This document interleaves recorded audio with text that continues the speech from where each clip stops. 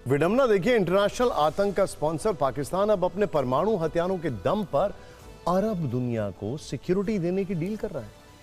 पाकिस्तान और सऊदी अरब के बीच defence deal हुई है।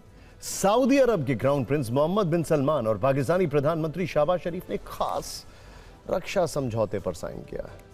इस डिफेंस डील की इतनी चर्चा इसलिए है क्योंकि इसमें परमाणु गारंटी वाला एंगल है।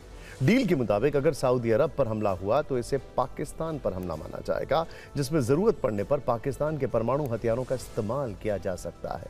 यानी एक तरह से पाकिस्तान ने सऊदी अरब को परमाणु बम वाली गारंटी दे दी है। इस डिफेंस डील के लिए पाकिस्तान के प्रधानमंत्री शहबाज शरीफ और फील्ड मार्शल मुनीर दोनों सऊदी अरब पहुंचे थे, जहां पाकिस्तान और सऊदी अरब के बीच म्यूचुअल डिफेंस पैक्ट हुआ, जिसके मुताबिक अगर किसी एक देश पर हमला हुआ तो उसे दोनों देशों पर हमला माना जाएगा। किसी भी तीसरे देश की आक्रामकता का सामना अब पाकिस्तान और सऊदी अरब मिलकर करेंगे। एक जॉइंट स्टेटमेंट में कहा गया है कि यह समझौता दोनों देशों की सुरक्षा बढ़ाने के लिए है और किसी खास देश या घटना के खिलाफ नहीं। लेकिन सबसे खास बात यह है कि जरूरत पड़ने पर पाकिस्तान के परमाणु हथियारों का इस्तेमाल भी हो सकता है। पाकिस्तान और सऊदी के बीच हुआ यह सिर्फ एक सैन्य समझौता है या इसके पीछे कोई बड़ा एजेंडा है? इस सवाल का जवाब तलाशने के लिए पिछले कुछ दिनों में हुए घटनाक्रम पर गौर करना होगा। इजरायल ने 9 सितंबर को कतर की राजधानी दोहा में हमास चीफ खलील अल हाया को निशाना बनाकर हमला किया।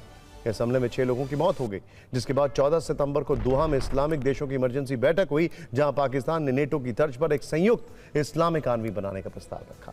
एक तरह से पाकिस्तान ने इजरायल से डरे अरब देशों को परमाणु सुरक्षा वाला सपना दिखाया। इस्लामिक मुल्कों में सिर्फ पाकिस्तान के पास ही परमाणु बम है। इसी के का दम दिखाकर असीम मुनीर और शहबाज पाकिस्तान को इस्लामिक वर्ल्ड का खलीफा बनाना चाहते हैं। कहा जा रहा है कि पाकिस्तान अब ऐसी ही डील यूएई और कतर के साथ कर सकता है। उसकी कोशिश है कि वो सभी अरब देशों का परमाणु पहरेदार बन जाए, जिसके बदले में पाकिस्तान को सिर्फ पैसा चाहिए। पाकिस्तान अरब देशों से मिलने वाली मदद के सहारे ही अपने दिन काट रहा है। चीन के बाद उसे सऊदी अरब से ही सबसे ज्यादा कर्ज मिलता है। उसने कुल विदेशी कर्ज का 7% हिस्सा सऊदी अरब से लिया। पाकिस्तान पर सऊदी का करीब 77,000 करोड़ का कर्ज बकाया। पाकिस्तान के अनुरोध पर कई बार कर्ज लौटाने की तारीख बढ़ाई जा चुकी है। पाकिस्तान सऊदी अरब के कर्ज वाले एहसान तले दब चुका है। उसे उम्मीद भी नहीं है कि वो कभी सऊदी अरब का कर्ज चुका पाएगा। इसीलिए उसने मजबूरी में परमाणु सुरक्षा वाली डील की है, मगर सऊदी अरब ने यह समझौता सोच समझ कर किया। यह भी कहा जा रहा है कि यह डील अमेरिका की धोखेबाजी का नतीजा है। अब तक सऊदी अरब अपनी सुरक्षा के लिए अमेरिका पर निर्भर है, लेकिन अब सऊदी अरब का अमेरिका पर भरोसा कम हुआ है। उसे लगने लगा है कि अगर इजरायल ने हमला किया तो अमेरिका उसकी रक्षा नहीं करेगा। कतर पर इजरायली हमले से सऊदी अरब का डर ज्यादा बढ़ गया है, इसीलिए बहुत जल्दबाजी में पाकिस्तान से डिफेंस डील की गई। पाकिस्तान इसे अपनी कामयाबी मान रहा है, लेकिन वहां की आवाम खुलकर कह रही है कि पैसे के दम पर सऊदी अरब ने हमें खरीद लिया।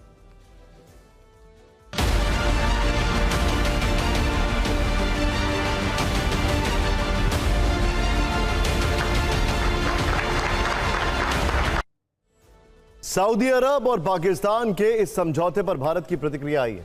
विदेश मंत्रालय ने कहा है कि हमें इसकी जानकारी पहले से थी।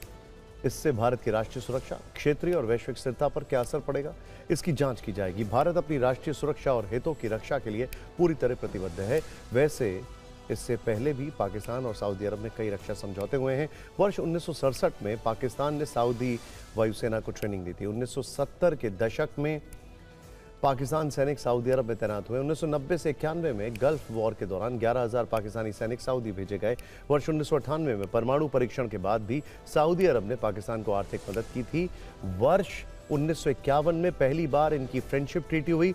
सऊदी अरब पहला देश था जिसने पाकिस्तान को मान्यता दी थी। इतना ही नहीं, कहा जाता है कि रियाद ने 1970 में पाकिस्तान के परमाणु प्रोग्राम को फाइनेंस किया, ऐसा कहा जाता है। यहां गौर करने वाली बात यह है कि पाकिस्तान ने सऊदी जैसा रक्षा समझौता अमेरिका के साथ भी किया था। 1979 में यह समझौता टूट गया था। उससे पहले भारत पाकिस्तान के बीच 2 जंग हुई, लेकिन एक में भी अमेरिका ने उसकी सीधे मदद नहीं की। खैर, इस बड़े मसले पर हमने पूर्व राजनयिक दीपक बोरा से बातचीत की। आइए देखते हैं उन्होंने क्या कहा।